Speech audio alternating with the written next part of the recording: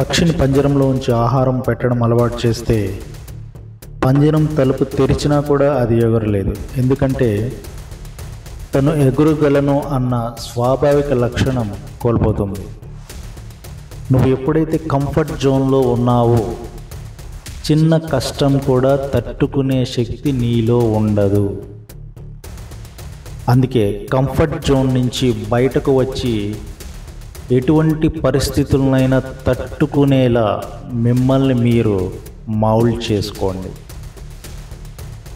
చాలామంది మనకెందుకులే, మన కంఫర్ట్ జోన్లో మనం ఉన్నాము అని కనుక అనుకుని ఉంటే బల్బును కనిపెట్టిన థామస్ ఆల్వా ఎడిసన్ దగ్గర నుండి టెస్లా ద్వారా విద్యుత్ కార్లను ప్రజలకు పరిచయం చేసిన ఎలాన్ మస్క్ వరకు కూడా ఇంత టెక్నాలజీ అభివృద్ధి చెంది ఉండేదే కాదు.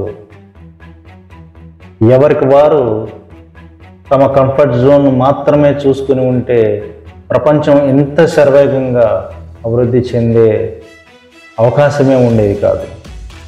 కనుక డియర్ ఫ్రెండ్స్, మీ కంఫర్ట్ జోన్ నుంచి బయటకు వస్తేనే మీరు సక్సెస్ని అందుకోగలరు. ఇది 100% నిజం.